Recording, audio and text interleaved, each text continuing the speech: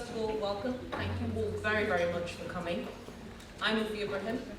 I'm the CEO of the Energy and Environment Alliance, and it's my pleasure to welcome you all here this morning. A huge thanks to all of our speakers, and particular thanks to our host, Al-Karim Nathoo, and to the 4C Group for hosting us again this year. Please join me in thanking Al-Karim very, very much, everybody.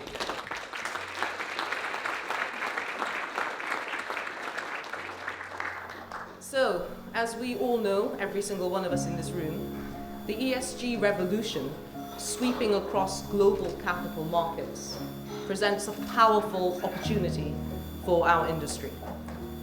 However, this doesn't come without its challenges. And it's to confront these challenges and to leverage the opportunities that drove us to create the Energy and Environment Alliance. This is our second anniversary, and this, our second annual summit to actually mark that anniversary. And we thank you all very, very much for being with us in this very early years of the inception of the Alliance. And you've all supported us in our journey and our ambitions to do many things. And today is one of the big opportunities that we have to do one of our big ambitions, which is to unify and unite and bring together experts with investors, developers, hotel owners and operators to work as a collective to confront these challenges and to leverage the opportunities. And specifically, to mitigate ESG risks, to mitigate stranded asset risk, to try to create some certainty among the uncertainty, work with regulators to give us that certain environment, this level playing field that we need to be able to leverage the opportunity, which is ESG, to be able to make sense, to create and implement the right ESG infrastructure, particularly when it comes to reporting. I'm delighted that I can see Janine Guillot here, who's come all the way from the US to be with us today. She's a special advisor to the ISSB, who will tell us about the big global financial reporting around ESG and the fast-moving changes there. We also have Gillian Charlesworth, who is the CEO of BREEAM, who is with us today, and she will talk to us about the evolution of technical standards.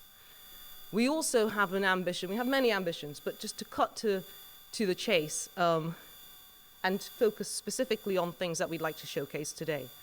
One, we are showcasing a charity called Room to Reward. Now, Room to Reward is a wonderful charity because what they do is they take unused hotel rooms, which are in effect perishable products, and they put them to good use by offering them to unsung heroes.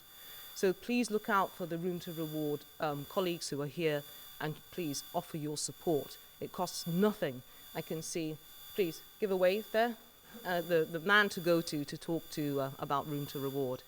And then, of course, we have this wonderful natural backdrop again, and that's thanks to City Air Technologies. You may have seen caught part of the loop on the video, which talks to you about their technology, which basically accelerates the natural process of plants to purify the air and thereby to be able to lessen the reliance on things like HVAC systems.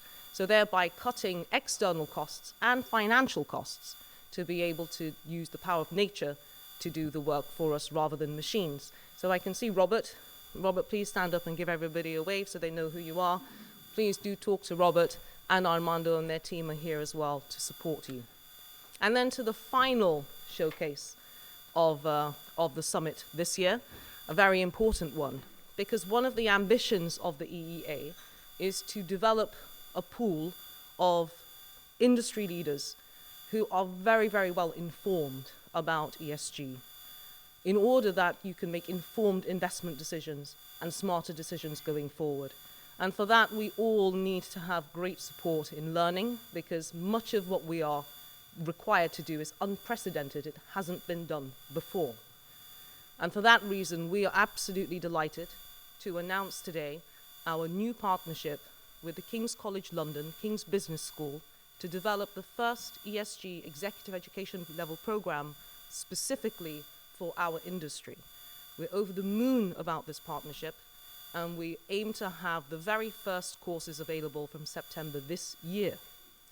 Now, to ensure that nothing we do is a talking shop, which is what many associations are always accused of, and many conferences are accused of, we had a conversation with King's and thought about how we could frame this event today to go beyond just a conference.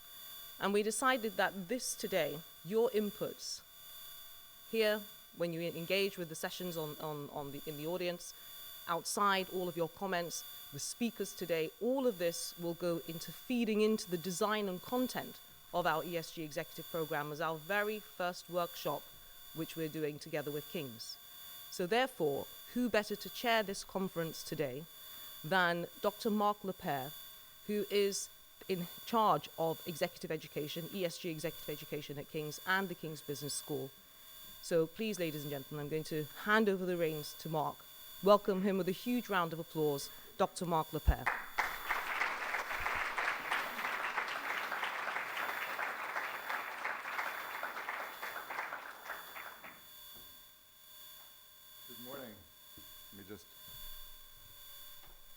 Good morning, everyone. Can everybody hear me? Great. Slide clicker. Thank you. So we are equally excited and equally over the moon, Ufi, if that's possible. And to you and all your advisory board and your board for choosing King's, it's a really exciting opportunity. You guys are one of the most important, most widespread industries in the world. And so to really get down and dirty, if you like, in trying to learn together, trying to figure out what a major global industry can do in this new area of sustainability is incredibly exciting, and we're delighted to be a part of it. I, of course, don't represent all of King's College London or even all of King's Business School, so I will be joined today by Vicky, is somewhere. She's a PhD researcher who will be helping me with everything. We've got two of my colleagues in the faculty coming, Sarah from Geography and Dana, who looks at human capital from a strategic point of view. And they'll be coming at some point during the day. And then, maybe surprisingly for many people, universities actually, yes, there's some academics in there, but the people who really run the university are the professional services people. And we've got several of those here today. Kate, who runs executive education at the business school. Lucky, who will answer any questions about King's in general. And Sarah, who is a learning development and support person, who will help us design the curriculum. Okay, so that's the King's contingent, as it were. Okay. Let me start here. I want to start let's go backwards. I want to go to 1928. The stock market's booming. We're all doing really well. We're really happy. But there are difficulties. There are some difficulties emerging.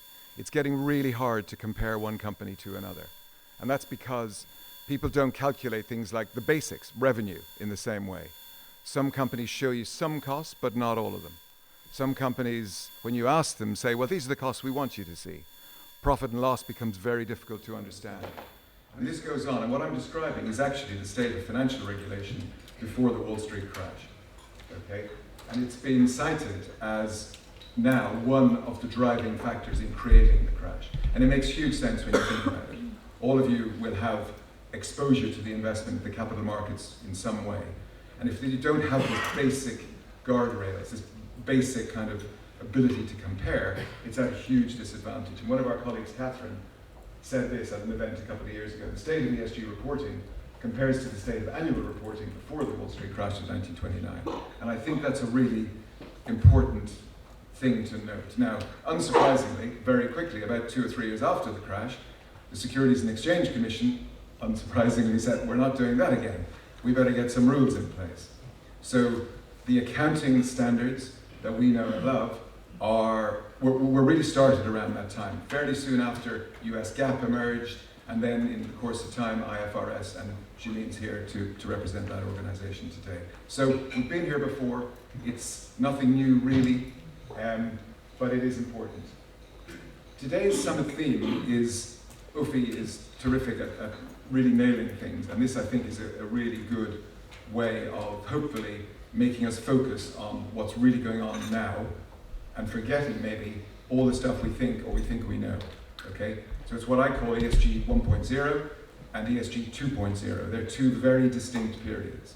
I just want to pause for a second and just allow us all to think about this.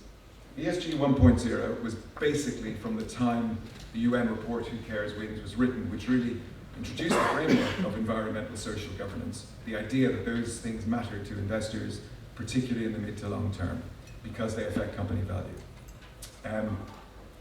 That was really trucked along. It was used in lots of different ways until about 2018, more realistically, rather than 202, which is when the first major EU regulation started to come into effect or to be spoken about and to be noticed. And frankly, up to then, really, ESG was nothing more than the latest version of CSR. It had become nothing more than a marketing tool. It was pretty much do whatever you want. It was completely unregulated. It was voluntary. It was all self-assessed. To go back to these are the costs I'd like you to see, not all the costs. And it was largely cherry-picked. And I know I'm exaggerating. There were some good companies doing good stuff, but generally speaking, that is the state of the world.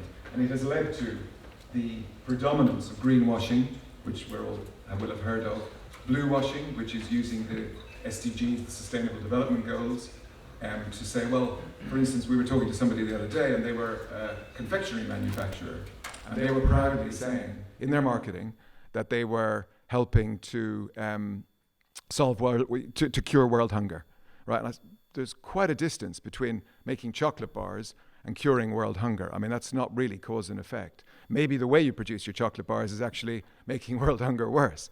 Okay, so there's a lot of blue washing going on. And the more recent one is hush washing, which maybe if we keep our heads down, nobody will notice, which isn't really realistic in today's world either. Now, that's the end of all that. We're now this year in 2023, and we are in this period of what I call ESG 2.0. And it is a very conscious and considered effort by the world's financial regulators, central banks, financial regulators, working together with their colleagues in accounting to leverage the capital markets to affect this just transition to net zero. Okay? It's completely different. It is regulated, not unregulated. It is mandatory, not voluntary. You have to do this.